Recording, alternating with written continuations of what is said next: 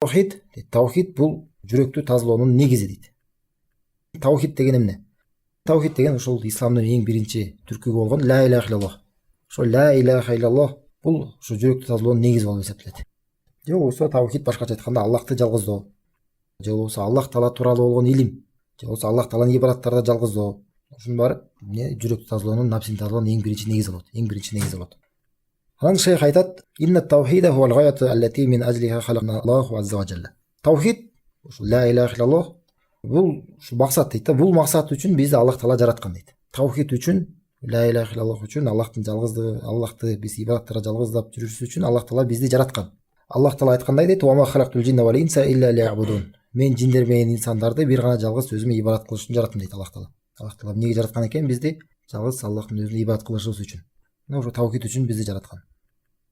Ошондой эле бул таухид, ла иляха иллаллах бардык пайгамбарлар жана элчилердин даватынын максаты болгон. Элчилер жана пайгамбарлар эмнеге жөнөтүлгөн деп сурасак, эмне үчүн жөнөтүлгөн экен? Ушул ла иляха иллаллахка чакырыш үчүн, таухидке, Аллахтын жалгыздыгына чакырыш үчүн алар жөнөтүлгөн. Аллах Таала Кур'ан айтат: "Валакад баасна фи кулли умматин расулан ан ябудуллаха ва яжтанибут тагут." Биз ар бир үммөткө элчилерди жөнөттүк дейт Аллах Таала. Ар бир үммөткө элчилерди жөнөттүк.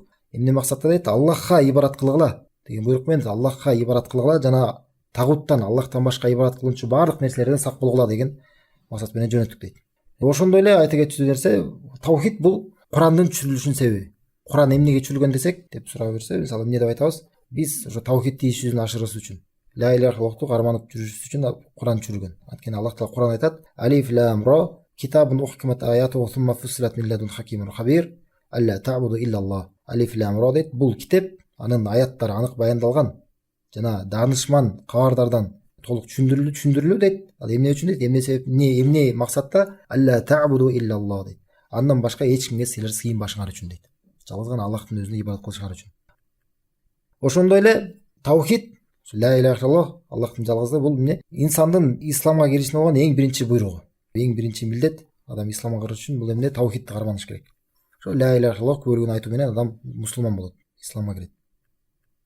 Ошондой эле исламга чакырып жаткан адамдар, даватчылар эң биринчи ушул таухидке чакырыш керек адамдарды. Адамдарга исламды үйрөтүп жатканда, же исламга адамдарды чакырып жатканда эмнеге чакырыш керек? Эң биринчи ушул таухидке чакырыш керек. Жана адамдарды үйрөтүп жатканда дагы эң биринчи таухидти үйрөтүш керек. Бул тууралуу Бухариде келген хадисте, имам аль-Бухаринин сахих жыйнагында келген хадисте пайгамбар саллаллаху алейхи вассалам Муаз ибн Жабал аттуу сахабага аны Йеменге жөнөтүп жатканда айткан: "Иннака тaqaddamu ala qawmin min ahli al-kitab." Сен чынында ахлул китапка барасың деген. Йемендеги ахлул китаптарга бул иудейлер жана христиандар. Айтат: "Фалякун аввала ма тадуум иля ай ювахидуллах."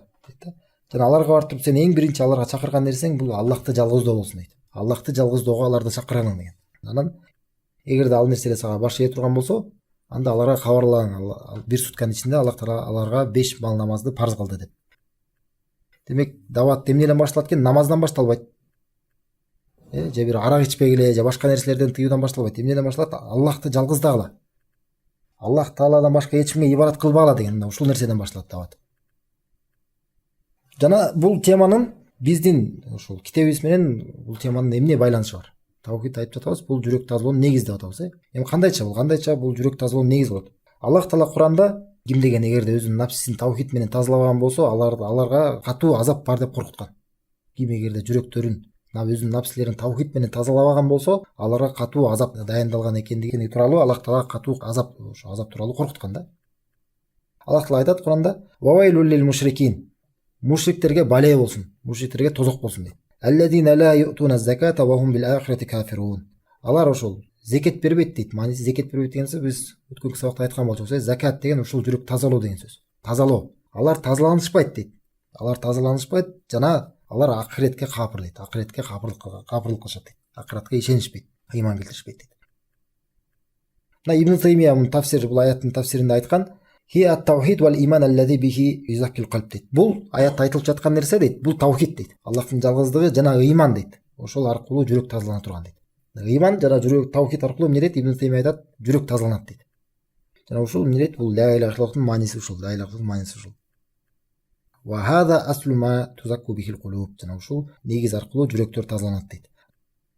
Анан Ибн Кайымдын айткан сөзү бар: قال أكثر المفسرين من السلف ومن بعدهم هي التوحيد. Көбүнчө tafsir алымдары, салафтардан болгон көбүнчө tafsir алымдары булар айткан бул аятта айтылып жаткан нерсе бул тавхид. Бул тавхид тууралуу, Аллахтын жалгыздыгы тууралуу айтылып жатат дейт. Ва шахадату ан ла иляха жана ла иляха иллаллах көлүк тууралуу айтылып жатат дейт. Вал иман аллази бихи юзаккил калб жана иман тууралуу айтылып жатат дейт. Жүрөк тазалана турган, ошо ал аркылуу жүрөк тазалана турган иман тууралуу сөз болуп жатат дейт. Ва хуа аслу кулли закатин ва нама. Анткени бардык тазалоонун, бардык таза болуунун, адам жакшы болуусунун бардык нерсенин себеби бул эмне дейт? Бул тавхид. Бул тавхид. Демек тавхид менен эмнекен жүрөктөр тазаланат. Напсилер, напсынын таза болуунун негизи, эң башкы, эң биринчи негизи бул тавхид.